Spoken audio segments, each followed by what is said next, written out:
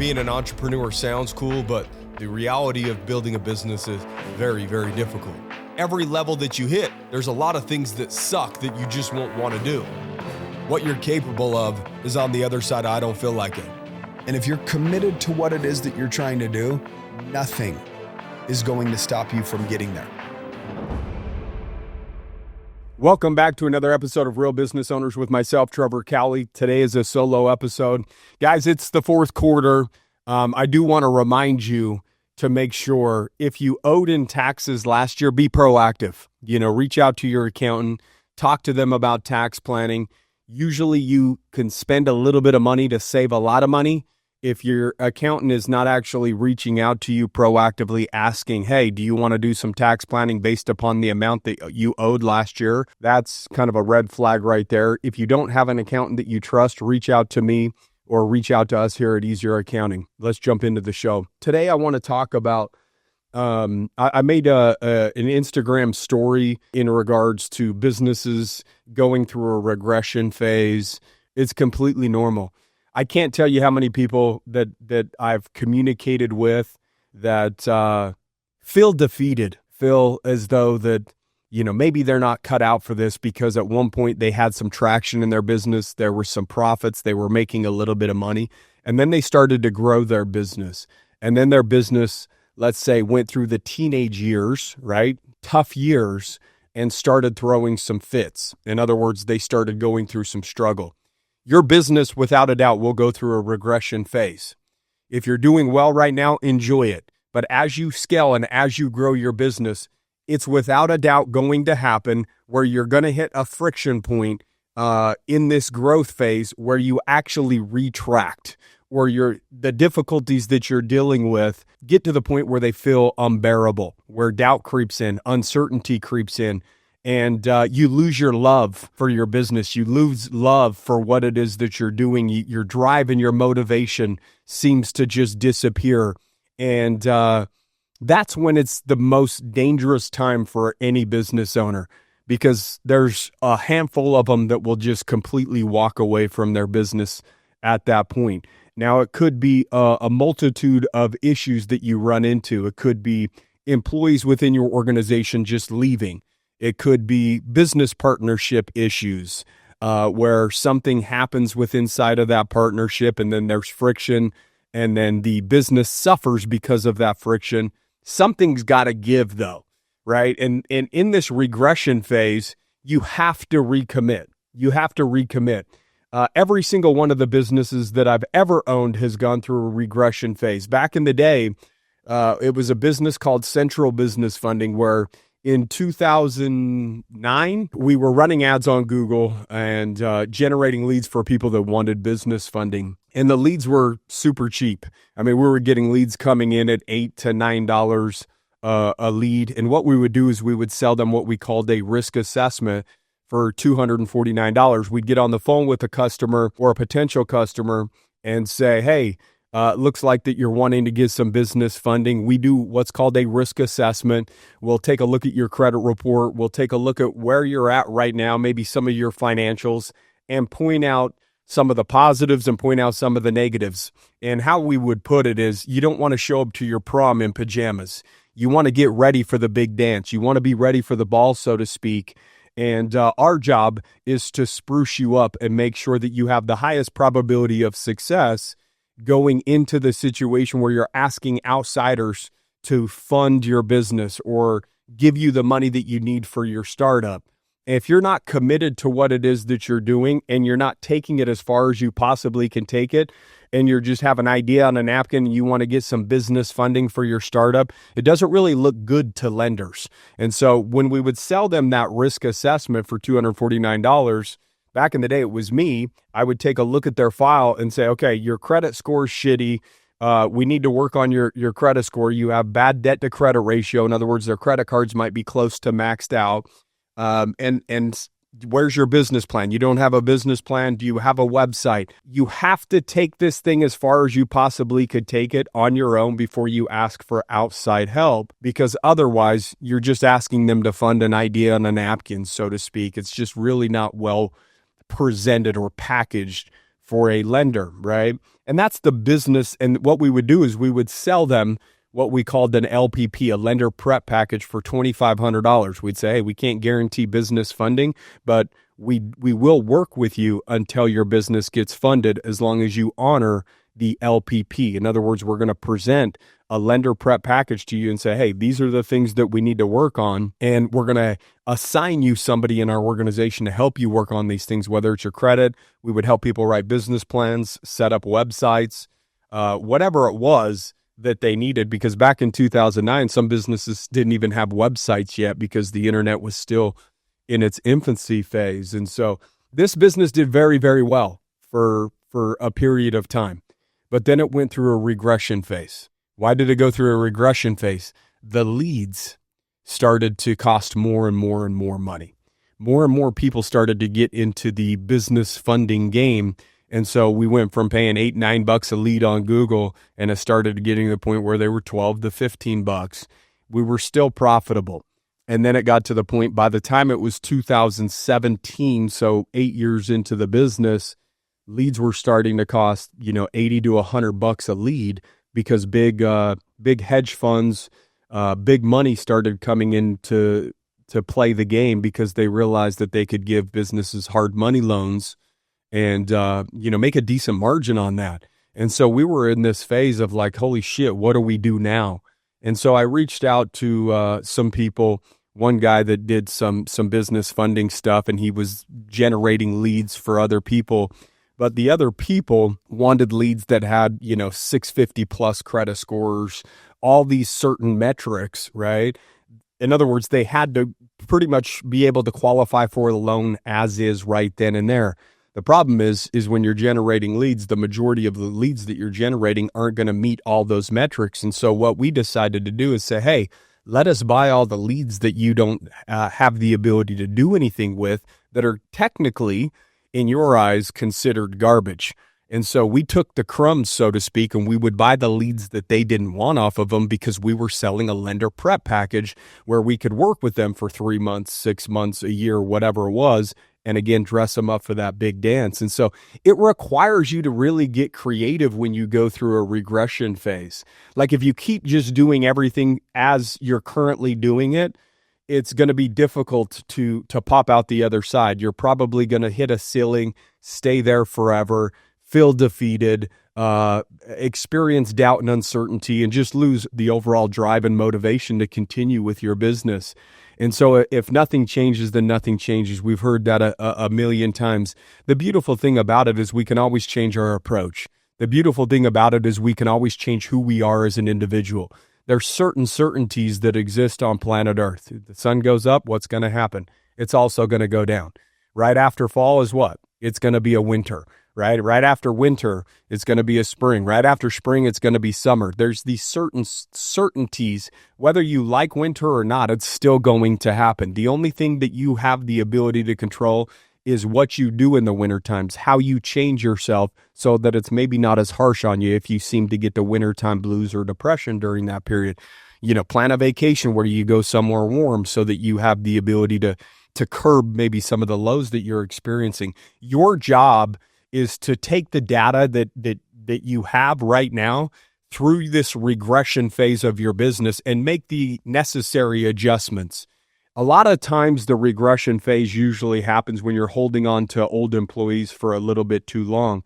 That first person that you hired that, did a good job in the beginning and helped you get to a certain point, but now your business is much bigger and they're used to doing it the way that you did it in the early stages, but yet now you're trying to implement systems and processes, and then maybe there's just a little bit of a pushback there. The idea is, are you being overly loyal versus seeing what type of efficiency is happening inside of your organization? Most often, businesses to go to the next level, the reason why they hit that regression phase is because they're hanging on to a bunch of old people, old mindsets, old ways of doing things, and they're not willing to change. The majority of people just don't change. That's just life. You can look around. We have enough evidence of that. Usually overweight people, they stay overweight. That's usually, I'm not saying it's not possible for them to make a change. We all know that that's possible. Usually broke people stay broke, not because they have to, because it's just easier to continue to show up the way that you have versus the friction process that you would have to go through in order to make a change. And then you're putting out this effort and putting out more energy, making those adjustments, but yet your environment doesn't change, your bank account doesn't change. And so why put out more energy and more effort if there's no change? And usually that's when people default back and say, this is just my life. I'm going to stay broke. I'm going to stay overweight, or I'm going to keep my business small. Whatever that looks like for you and however that pertains to you, you can basically copy and paste that and put that anywhere within inside of your life. Smokers, they usually smoke for their whole life. Drinkers, they usually drink for their entire life. Drug addicts usually stay a drug addict their entire life. Broke people stay broke. Fat people stay fat. I mean, it's just what it is based upon the data that exists. Obese people usually just stay obese. There's a reason why people stay in the same neighborhoods. Most often, you'll see in poor neighborhoods that their grandparents were poor, their parents are poor, and they're poor. And it takes an individual to say, I've had too much. I can't take it anymore. I'm going to go through whatever I have to go through in order to make the change. In this regression phase, it's completely normal to feel deflated, to feel defeated. Like that is normal, but you can cry and pout about it for a minute. You have the right to do that, but eventually you got to pick your shit up and start taking a step in the right direction, start moving forward, start making progress. And, what we did was we started buying those leads, and it was all good. But even those leads with that central business funding company, even those leads started to go up and up and up because their lead costs started to go up and up. And the reason why they were selling us the leads that they didn't want, that didn't qualify for funding, was because, they, again, wanted to focus on those that had the ability to get funding right now. But as they were trying to continue to scale those campaigns, the people that are prepared for funding are usually the people that really don't need funding. It's the old saying, banks will lend to people who don't need it and don't lend to those that do. Because if you actually do, usually your financials don't look that good. That's why you actually need money. And those that have a bunch of money and are doing really well, the banks are like, hey, look, come on in, let's get you a loan, right? But as they scaled their campaigns and as the more competitors got into the marketplace, our lead costs continued to go up and up. And for the last 2 years, it was pretty much a break-even business. And some people would say, well, why would you sit there and spend time and effort running a break-even business? And that was around about the time that I came over to Easier Accounting to help this company scale and grow, because we started that in 2015, but I was focused on central business funding, operating that business. Stepped down from that right around 2018, probably somewhere right around there, to come over here to Easier Accounting because we kind of hit a ceiling. Our billing was, 40, 50 grand a month, whatever it was. And it just didn't seem to really be growing. And so we felt as though that it would be better off for me to come over and focus on that business than focus on the business that was breaking even.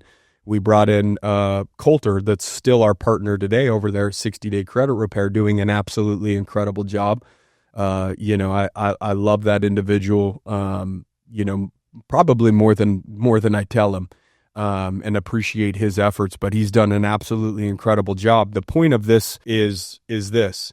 We kept that business going for one main reason. We had, 15 to 20 employees at any given time, but the foundation, the majority of those employees we had for quite some time, and they stuck it out through some of the difficult times that we faced. And so I kind of felt an obligation to continue to operate that business, even though it was a break-even business, just to make sure that they stayed employed, right? At that point, it wasn't taking any of my time or energy. Everybody was making money off of that business besides us as the owners. And the beautiful thing about that is staying the course for a long enough period of time for opportunities to arise, for adjustments to be made, creates different possibilities, right? And so in 2019 is when we joined the Arate Syndicate, and we were sitting at a dinner table in Whistler, Canada, with a guy named Ali Awad. He goes by the CEO lawyer. on Instagram. Great dude. I love Ali. And we're chopping it up. Hey, what is it that you do? What, vice versa. We're just, talking about this stuff. And we had recently bought this credit repair process that was absolutely mind blowing. It was almost too good to be true. And we turned the guy away because it just didn't feel right, because what he was saying that he could do just felt illegal, to be quite frank with you.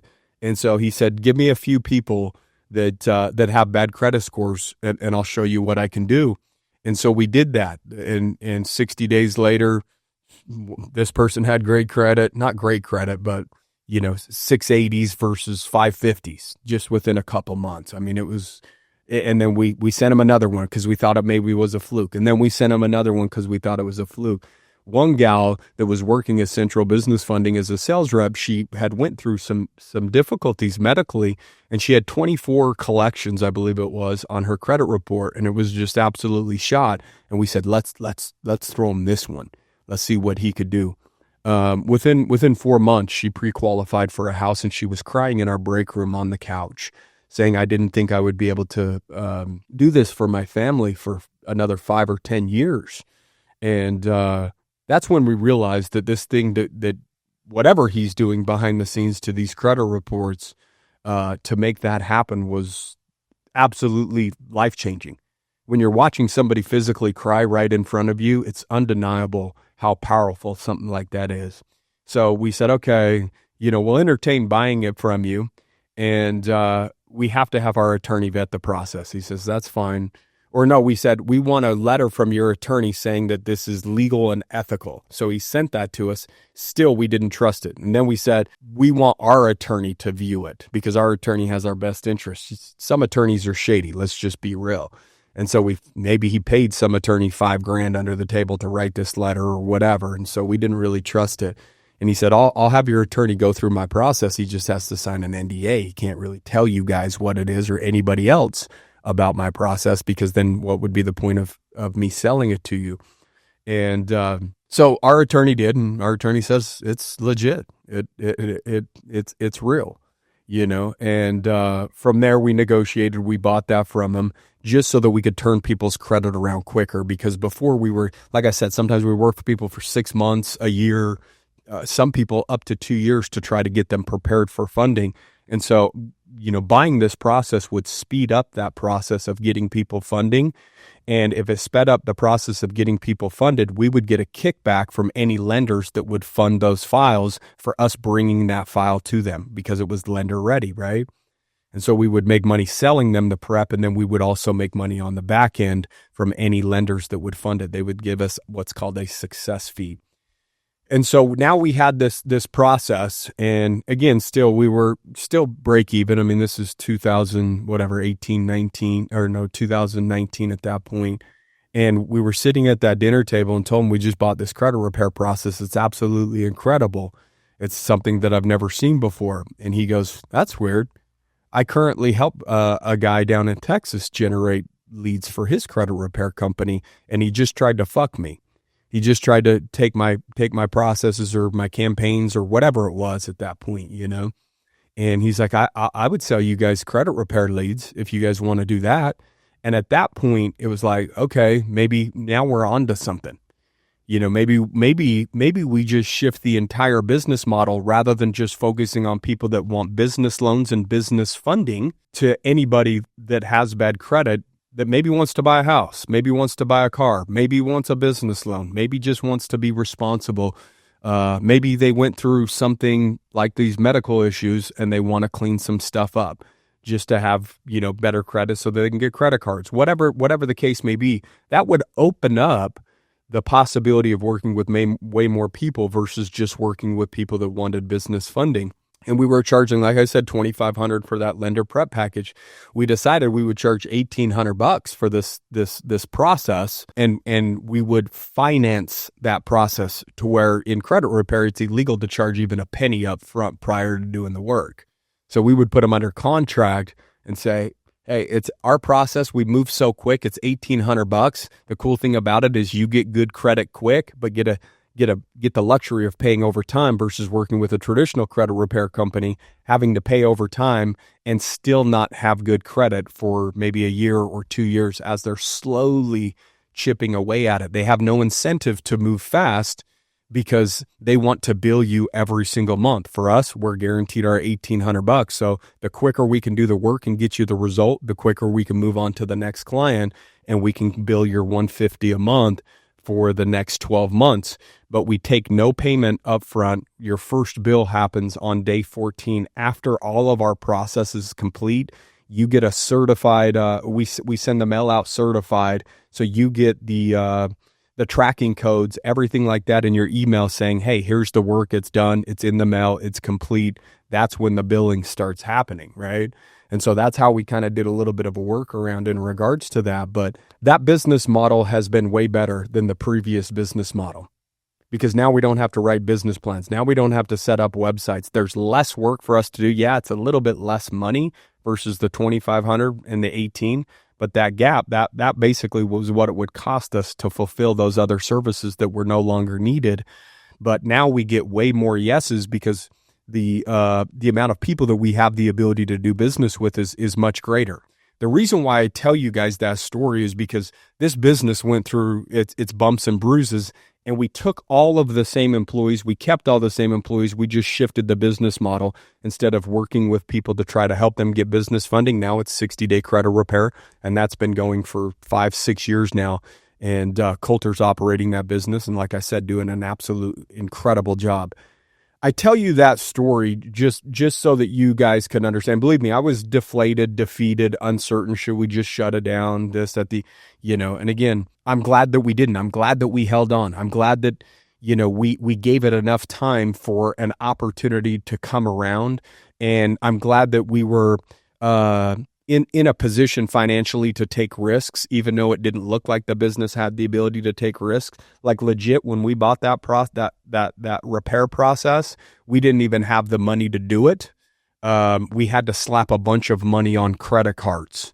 I think we had maybe 80 grand in the business account. This guy wanted 160 grand for the process. I beat him down all the way to $80,000.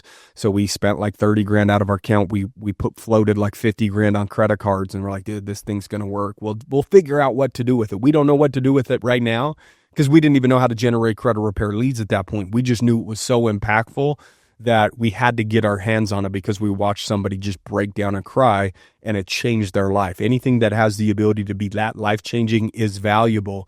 How you apply it or how you use it or how you build a business around it, who cares? We'll figure that out later. And we slapped it on a credit card. We bought that process, and now we have a business that's absolutely doing incredible because of that risk that we took. So like if we didn't go through that regression phase, we wouldn't have 60-day credit repair. We wouldn't be doing as well as what we're currently doing, and we could still be holding on to a business that, is break even, or that business would have been shut down by now, and we wouldn't have the income that we have off of 60-day credit repair. So what you guys need to understand is multiple things. One, every business will go through a regression phase. Number two is hold on. Like, even though that you don't want to show up and you feel defeated or deflated, that is normal. What's not normal is continue to show up in the same manner. Most people that are defeated or deflated show up in a manner in which is defeated and deflated, which is not going to give you the opportunity to get out of that regression phase in your business. I was doing my half marathon around the track at the gym today, and I heard these two ladies just sitting there chatting, and I don't listen to music. I don't listen to podcasts. I raw dog that half marathon every day. I want to meet my mind. I believe that music is a distraction from the pain. It's a distraction from the discomfort. It's a distraction from your mind turning on you, because at least if you're giving it some input, it doesn't have the ability to get to the point where it's turning on you as much as it would if that wasn't there. Your voice in your head becomes much louder without music when you're going through discomfort, like running or going to the gym or whatever it may be. And so, like, and at first when I started, I obviously listen to music, jam out, try to, get those external dopamine hits, or, that little pep, with a beat of a certain song or whatever it is. But I just got to the point where I was like, I just want to be with myself. I just want to be with my mind. I want my mind to turn on me, and I want to be there to confront it head on. And so I don't listen to music or any podcast or anything like that when I'm running. And so I get to overhear people talking kind of around the track sometimes, and like it's such a common theme. And that's why I recorded the podcast that I did a few episodes ago when I said, like the world's just at a weird place. Everybody's kind of going through a low, everybody's really just in the thick of it. And that's what this lady said today. She's just really having a hard time right now. She's just really in the thick of it. And my immediate thought is like, who the fuck isn't? Who isn't in the thick of it? We're all in the thick of it in this thing called life. Right? Like it doesn't discriminate. Like we all have the same 24 hours in a day. Some people say, oh man, there's just not enough time. Well, can you produce more time? The answer is no. Once the clock strikes midnight, boom, the next day's going to happen. So you can't produce more time, but you can do one thing. You can become more efficient with the time that you have available to you. You can create better systems and processes within your business so that there's less chaos. You could find better people to come into your business to help you get where you want to go. If you're currently going through a regression phase in your business, hold the fucking line. Continue to show up on a day-to-day basis. Make the adjustments that you need because there's something that is wrong with the business that's putting you in a situation in this regression phase where it's now kind of taking a step backwards. It's either lack of systems and processes, it's lack of talent within inside of the organization, it's lack of standards or values that you guys live by and that you repeat over and over. Every single Monday morning meeting here at Easier Accounting, we end it with our core values. We say core values. People just have to shout them out. It's just what we do. And then we come together. We all put our hands up like a football team or a basketball team before a game. One of our values, elevate yourself and others. And so just barely on Monday, we put our hands together. 1, 2, 3, elevate, and we are a team. Like you running a business, just because you're not a sports organization, you're still an organization. You still have a group of people that are a team that should work handsomely together in order to create a specific outcome, whatever your mission is within inside of your business. If your mission is to provide great communication, provide your P&Ls on time so that people have access to their numbers and can make better business decisions, and overall just make the life of business owners easier. And don't get me wrong, guys, we went through a regression phase with Easier Accounting. We went through a massive friction phase. We've talked about it over the years on the podcast about bringing a CEO in, all this stuff. Now the CEO is gone. I'm now the individual that's operating this business. He came in for 3 years, created the systems and processes. I came back into the organization. Me and my other two partners have bought Kel out of the business. We bought him out of 60-day credit repair. That was a friction point for us. Why? Because we had two different visions. Guess what happens when there's a lot of money involved? Egos happen, friction happens, and sometimes the outcome appears not to be good. But again, we went through a regression phase, and this friction started happening because we started dealing with problems with inside of our business. We were all making an incredible amount of money, but that's because we were scaling at such a rapid pace. But scaling at a rapid pace, in most cases, isn't a good thing because you're scaling with the same type of people that you started with, and now you're a business that's 5 times bigger than what you were 5 years ago with the exact same people, the same mindsets. We try to say, hey, these are our values. These are our standards. This is how we're going to do things. And there's always pushback with those type of people because, again, they want to do it the way that they've always done it. Right. And sometimes it doesn't feel good to deal with the pushback. And I'm telling you right now, if you have somebody in your organization that's pushing back, if you are trying to move it forward and say, hey, this is what we should do, but they have their own ideas and like, no, this is what we should do. And you're like, no, this is what we're going to do. And then they want to take their ball and go fucking home. Like little Tommy, like, I don't like I'm losing, or I don't like the rules of this game. I'm taking my ball and I'm going home. Like that happens sometimes. That's the hardest position to be in as a business owner, is to have a vision or a goal or an idea, and then have people on the team giving you pushback. And it might be valid pushback for me. Like even when they would bring an idea and I would be truthful and say, I don't really like it, but I'm down to try it.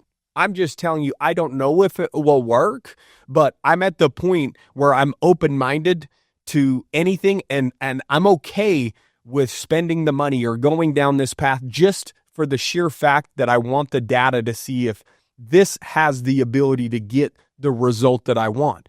If you want X result, you can't be biased in the approach. You could have a theory of how you think it would go, but that doesn't mean that you can honor that bias and just never try it. And so when I say, I don't know about that, I don't think it would work. And then they feel defeated and deflated. But even though you said, let's try it, like there are people in organizations that will bring the business down because they're not being a team player. Like if you're the leader of the business and you have people that there's some friction going on, that person needs to go. There should be one person that's making the decisions. Everybody else around that person, whether they like that decision or not, should at least give it an honest effort to receive the data necessary to see if that's the path that you go down to get the result that you want. This is a process of elimination game. That is what business is. Try this, this don't work, this don't work, this don't work. Okay, oh, this works. The funny thing is the thing that usually works is like the thing that you try last or that, on your fourth or fifth attempt. And so people get defeated and deflated through these attempts as it's not working, this isn't working, this isn't working. For instance, if you're starting a marketing campaign, it doesn't work. Maybe it's not that the marketing won't work. It's maybe a bad marketer. Maybe they aren't doing what they should be doing. Maybe they don't know what they're doing as well as somebody else knows what they're doing. Like not every accountant is built the same. Not every marketer is built the same. Not every business owner is built the same. Not every basketball player or football player is built the same. Right. And so like if I was going to say, hey, I want to build a team and I need a football player, and somebody say, hey, I played football. Cool. If you played fucking peewee, I don't want you on my team. I don't want you in my organization. Now, if I've got, Tom Brady over here says, hey, I'll play on your team. Both of them say that they're football players, but the quality is completely different. And so just because you went down one path to try something with one company or one organization or one person, whoever that was, doesn't mean that it doesn't have the ability to work. It's try and try again until it does work, and try many different things. Go through the process of elimination if you want the outcome you want. Like the idea is to continue to go through this process of trying to make constant progression despite this what appears to be a negative outcome. Like the friction that we've had in terms of business partnerships and having to buy that, like I'm okay with that. Did it suck? Absolutely. But we're in a much better position right now. The systems and processes within inside of this organization at Easier Accounting is the best that I've ever seen it. It's the people in the organization is the best that I've ever seen it. Like it's like every single meeting that I have, I'm like, dude, I can't tell you guys how proud I am of you. The standard in which you guys operate, the speed in which you guys operate, the quality in which you guys, it absolutely just blows my mind. I've seen what we've gone through before to get here. And this regression phase happened because we went through a rapid scale phase and we didn't have the systems and the processes for an 8-figure business. We had a system and process that was okay for a $3 million, $5 million business. But as you scale, systems what reduces chaos. You don't just throw more people into the fire. Like that's usually what people do, because I know I'm guilty of it.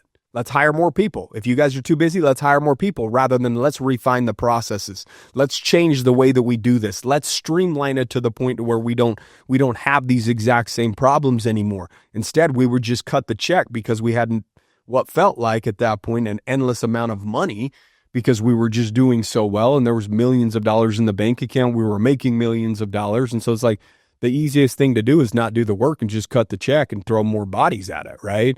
And so we were guilty of that, just like anybody else. Like I'm a human being. I'm an imperfect person. I'm an imperfect business owner. And, my job is to learn from my experiences and get better. And sometimes if you don't have the ability to solve the problem, sometimes it's good to bring an outsider in.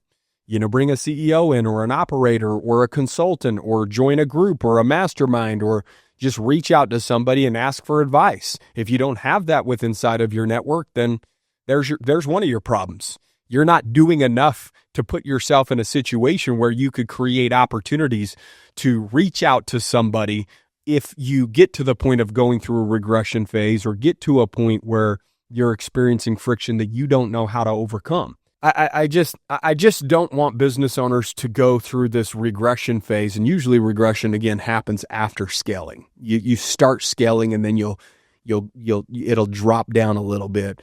And that's a perfect place to be, if you ask me. I mean, it doesn't feel good. It doesn't feel good at all. It doesn't feel good to be sore, every single morning that I wake up running a half marathon.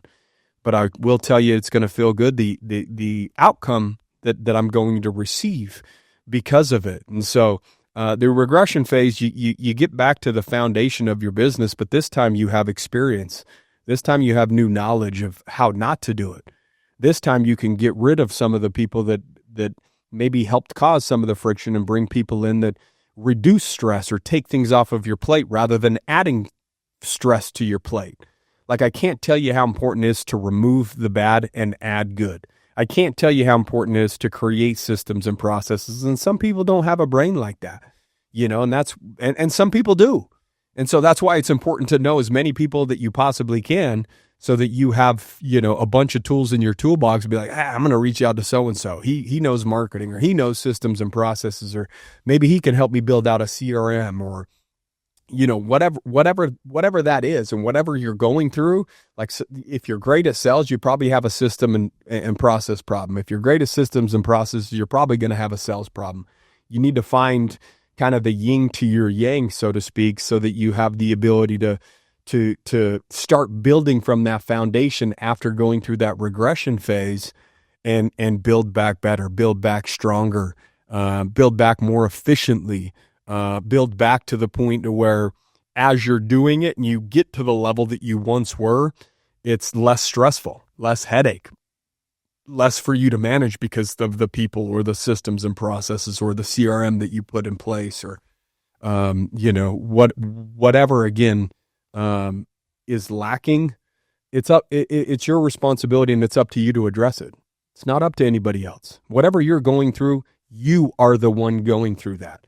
I'm not saying that you can't get outside perspective or outside help in order to shift that perspective, or to kind of get a cosign, so to speak. If my credit's not good enough, I might have to have somebody cosign to buy a car, right? Like, somebody in your proximity should be able to help you solve the problem that you're currently going through. And the problem that you're currently going through is because of you. You have to take ownership over that. You hired the people. You didn't create the systems.